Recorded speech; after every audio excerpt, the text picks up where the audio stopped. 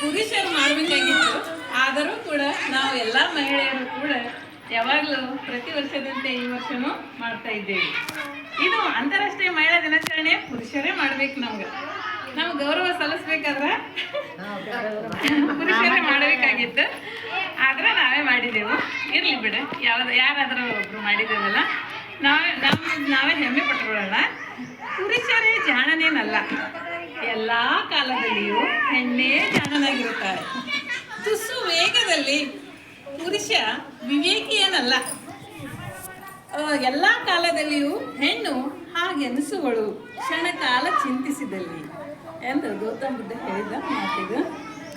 ಹೆಣ್ಣು ಹಣ್ಣು ಮಣ್ಣು ಬೆಲೆ ಬಾಳುವ ಕಣ್ಣು, ಪ್ರಕೃತಿ ಸೌಂದರ್ಯಕ್ಕೆ ಸಂತಾನೋತ್ಪತ್ತಿಗೆ ಬೆಳಗುವ ಬೆಳಕು ಆಗಿರುತ್ತಾರೆ. ಹಾಗೂ ಲಿಂಗಭೇದವಿಲ್ಲದೆ ರಕ್ಷಿಸುವ ಕಾಗಿ ತನ್ನ ಮರಿಗೆ ಕೋಗಿಲೆ ಎಂದು ಮುದ್ದಿಸಿ ಆಡಿಸಿ ಬೆಳೆಸುತ್ತಾ ತನ್ನ ಮನೆ ಸಂಸ್ಕೃತಿ ಸಂಸ್ಕಾರವನ್ನು ಬೆಳೆಸುತ್ತಾ ತನ್ನ ಕಷ್ಟಗಳನ್ನು ಸಹಿಸಿಕೊಂಡು ಮುಂದೆ ಸಾಗುತ್ತಾ ಹೋಗುತ್ತಾಳೆ. ಅದಕ್ಕೆ ಸ್ತ್ರೀಯರಿಗೆ ಏನಂತಾರೆ, ಯತ್ರ ನಾರಸ್ತು ರಮಂತೆ ತತ್ರ ದೇವತೆ ಅಂತ ಹೇಳ್ಯಾರ.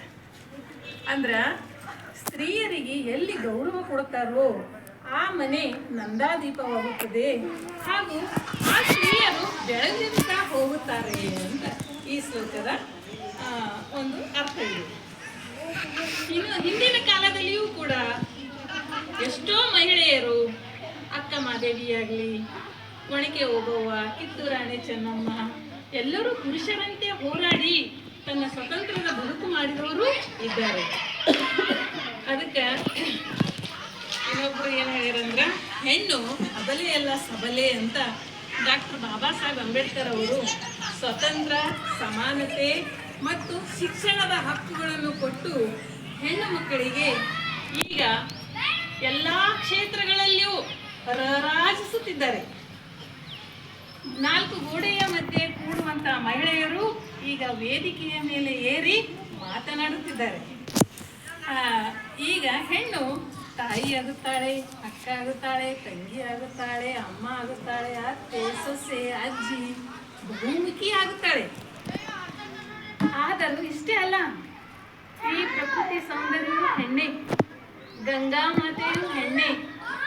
ಎಲ್ಲ ಪ್ರತಿಯೊಂದು ಜೀವಿಯು ಸತ್ತಾಗ ಕೂಡುವ ಮಣ್ಣು, ನೆಲ, ಜಲನು ಹೆಣ್ಣೆ ಆಗಿರುತ್ತದೆ. ಈ ಸೃಷ್ಟಿ, ಹೆಣ್ಣಿನ ಸೃಷ್ಟಿ ವಿಶಾಲವಾದುದು. ಅದಕ್ಕೆ ಸ್ವಾಮಿ ವಿವೇಕಾನಂದರು ವಿದೇಶಕ್ಕೆ ಹೋದಾಗ ಅಲ್ಲಿ ಒಬ್ಬ ಪುರುಷ ಕೇಳಿದ್ನಂತ, ಏನಪ್ಪ ಸ್ವಾಮೀಜಿ, ನಿಮ್ಮ ಭಾರತ ದೇಶದಲ್ಲಿ ಮಹಿಳೆಯರು ಯಾಕೆ ಕೈ ಕುಲುಕುವುದಿಲ್ಲ?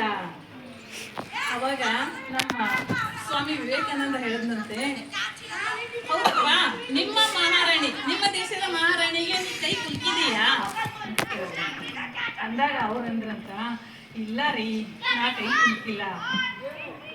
ಹಾಗಾದರೆ ನಮ್ಮ ಭಾರತ ದೇಶದ ಮಹಿಳೆಯರು ಪ್ರತಿಯೊಬ್ಬರು ಮಹಾರಾಣಿಯರೇ ಆಗಿರುತ್ತಾರೆ, ಅವರಿಗೆ ಯಾವಾಗಲೂ ಕೈ ಜೋಡಿಸಿ ನಮಸ್ಕಾರ ಮಾಡಬೇಕು ಅಂತ ಸ್ವಾಮಿ ವಿವೇಕಾನಂದ ಗೌರವದಿಂದ, ನಮ್ಮ ಮಹಿಳೆಯರಂದ್ರೆ ಬಹಳ ಪ್ರೀತಿ ಅವರು ಹೇಳಿದರು.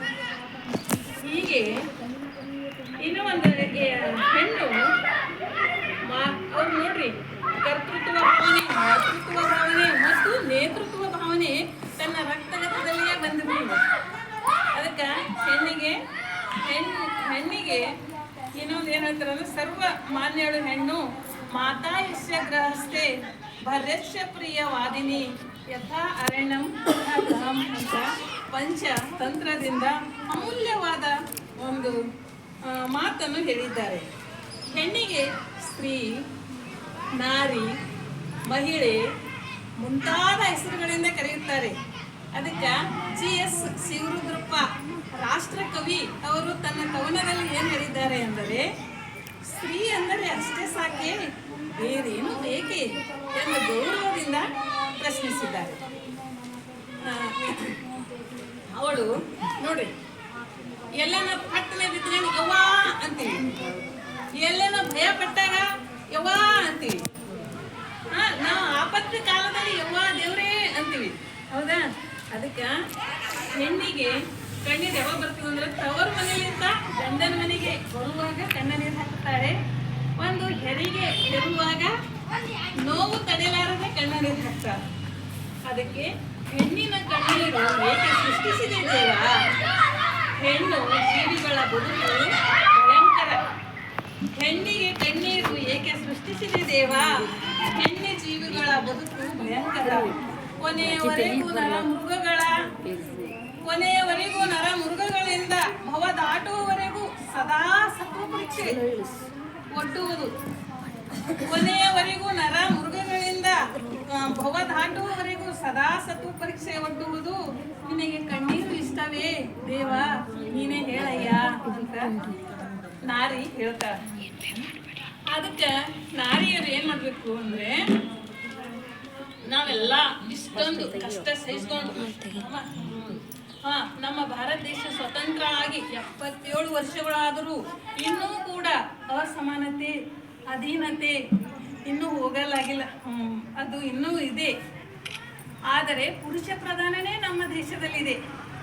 ಅದು ಎಲ್ಲ ಹೋಗ್ಬೇಕಾದರೆ ನಾವೆಲ್ಲರೂ ಶಿಕ್ಷಣವೆಂಬ ಅಸ್ತ್ರವನ್ನು ಹಿಡಿದು ಎಲ್ಲ ಮಕ್ಕಳಿಗೆ ಜಾಗೃತಿ ಮೂಡಿಸುವಂತ ಸ್ವಾವಲಂಬನೆಯಿಂದ ಬೆಳವಣಿಗೆ ಮಾಡಿದಾಗ ಮಾತ್ರ ಈ ಸಮಾನತೆಯನ್ನು ದೊರೆಯುತ್ತದೆ.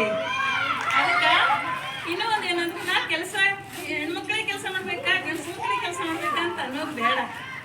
ಪ್ರತಿಯೊಂದು ಜೀವಿಯು ನೋಡ್ರಿ, ಮನೆಯಿಂದೇ ಕೆಲಸ ಆಗಲಿ ಹೊರಗಿಂದೇ ಕೆಲಸ ಆಗಲಿ ಎಲ್ಲಾ ಕೆಲಸಗಳು ನಾವು ಮಾಡ್ತಾನೇ ಇರ್ಬೇಕು. ಎದಕ್ಕಂದ್ರ ಪ್ರತಿಯೊಂದು ಜೀವಿಯು ತನ್ನ ಬದುಕಿಗಾಗಿ ಆದ್ರೂ ಕೆಲಸ ಮಾಡಲೇಬೇಕು, ತನ್ನ ಆರೋಗ್ಯಕ್ಕಾಗಿನೂ ಕೆಲಸ ಮಾಡಲೇಬೇಕು. ಆ ಕೆಲಸ ಯಾಕಪ್ಪ ಮಾಡಬೇಕು ಅಂತ ಹಿಂಜರಿದು ಸೋಮಾರಿ ಆಗೋರು ಬೇಡ. ಕಾರೇಸು ಮಂತ್ರಿ ಭೋಜೇಸು ಮಾತಾ ಕ್ಷಮಯಾ ದರಿತ್ರಿ ಶಯನೇಸು ರಂಬ ಅಂತ ಎಲ್ಲ ಪಾತ್ರಗಳನ್ನು ವಹಿಸುತ್ತಾ ಮಹಿಳೆ ಎಲ್ಲದರಲ್ಲೂ ಮುಂದಾಗಬೇಕು. ಹಾಗೆ ನಮ್ಮ ಬೇರೆ ಏನು ಬದಲಾವಣೆ ಮಾಡೋದು ಬೇಡ. ನಮ್ಮ ಕುಟುಂಬದಲ್ಲೇ ನಮ್ಮ ಮಕ್ಕಳಿಗೆ ತಿದ್ದಿ ತೀಡಿ ಸ್ವಾವಲಂಬನೆಯಿಂದ ಬೆಳೆಯುವುದನ್ನು ನಾವು ಕಲಿಸಿದಾಗ ಸಮಾನತೆ ತಾನಾಗಿಯೇ ಬರುತ್ತದೆ ಅನ್ನುತ್ತಾ ನಮ್ಮೆಲ್ಲರ ಮಾತುಗಳನ್ನು ಮುಗಿಸುತ್ತೇನೆ.